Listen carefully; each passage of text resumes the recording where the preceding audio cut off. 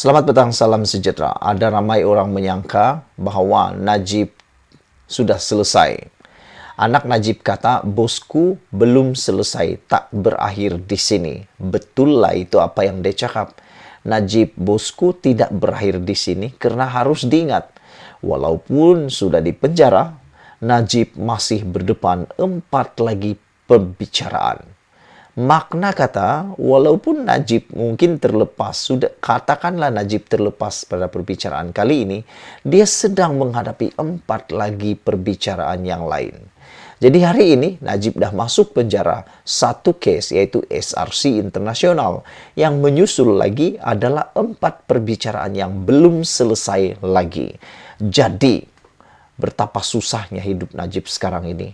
Sudahlah tinggal dalam penjara, kena hadir lagi perbicaraan, 4 lagi perbicaraan di mahkamah. Jom kita tengok.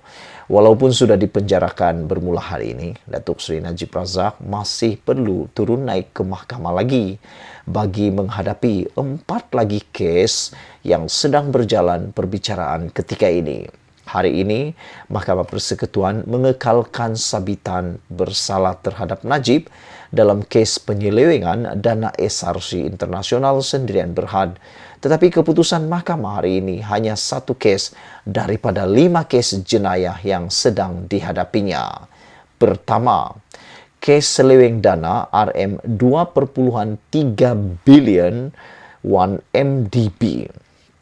Perbicaraan kes ini sedang berlangsung melibatkan Najib atas pertuduhan mendapatkan suapan berjumlah RM2.3 bilion daripada dana 1MDB dan 21 pertuduhan pengubahan wang haram membabitkan jumlah sama. Pertama itu.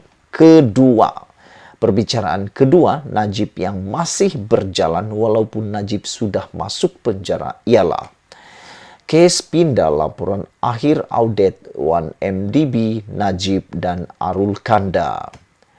Najib dituduh di Mahkamah Tinggi Kuala Lumpur menggunakan kedudukannya untuk mengarahkan pindaan dibuat terhadap laporan akhir audit 1MDB sebelum dibentangkan di hadapan jawatan kuasa kira-kira wang negara PAC bagi mengelak sebarang tindakan diambil terhadap beliau.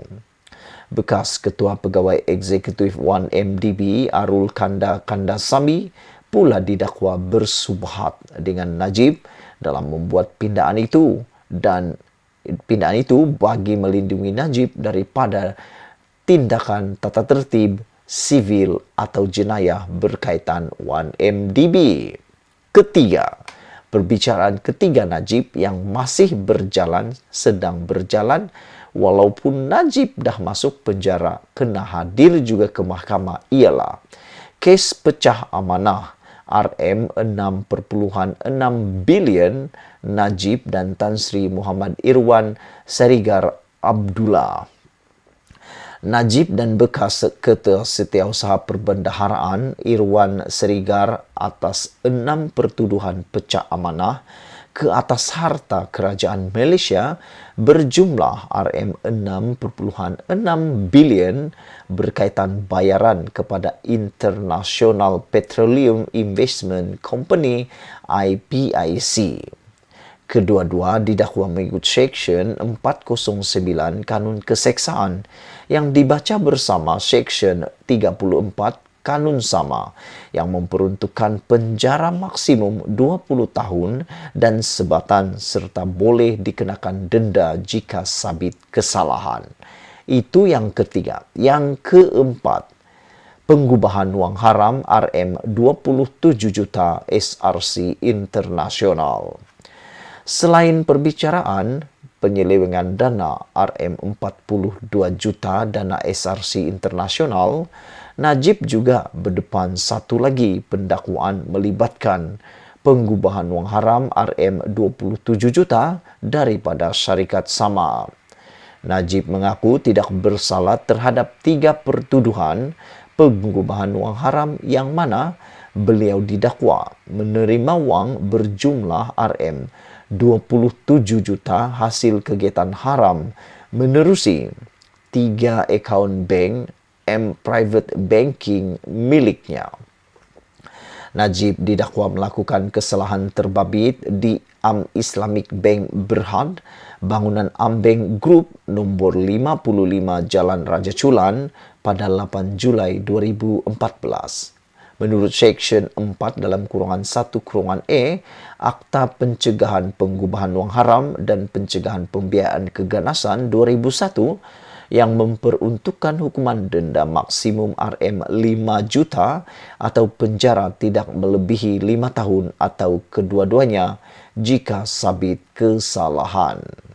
Untuk rekod, bekas Perdana Menteri sedang menghadapi sekurang-kurangnya 30 pertuduhan jenayah dan sedang dalam peringkat perbicaraan di mahkamah. Yang lebih menghangatkan lagi, isu malam ini adalah isteri kepada Najib Tun Razak, Rosmah Mansur juga sedang menunggu keputusan perbicaraannya di Mahkamah Tinggi melibatkan rasuah berkaitan dengan projek solar di sekolah pedalaman di Sarawak. Keputusan perbicaraan Rosmah Mansur akan diketahui pada 1 September ini. Jadi, yang menjadi persoalan kita malam ini adalah adakah Rosmah akan terlepas daripada hukuman ataupun Rosmah juga didapati bersalah dan dihumban masuk ke penjara juga. Inilah yang menjadi persoalan ramai netizen malam ini, yaitu apa nasib Rosmah selepas Najib masuk penjara? Ada lagikah harapan Rosmah untuk memenangi kes-kes di mahkamahnya? Kerana sebelum ini yang kita ketahui yang banyak mempengaruhi, banyak pengaruh kuat di dalam berjuang memenangi semua kes-kes ini adalah Najib Tun Razak. Mampukah Rosmah menukar peranan Najib ketika Najib sudah masuk penjara? Jadi hari ini persoalan sebelum kita berpisah, setelah Najib masuk penjara 12 tahun denda, 12 tahun penjara atau tak mampu bayar 210 juta, terpaksa tambah 5 tahun lagi di penjara, adakah Najib akan mengemukakan semakan dan akan menang dalam semakan kehakiman itu?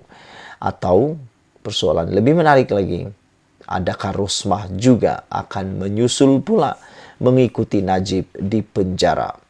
Sama-samalah kita nantikan, kita berharap semuanya berjalan dengan lancar dan semua yang mendengar, hakim-hakim yang mendengar dan akan menyampaikan keputusan juga sehat. Malaysia kita punya, kita juga sama-sama cintai Malaysiaku. Kita jumpa lagi. Bye-bye.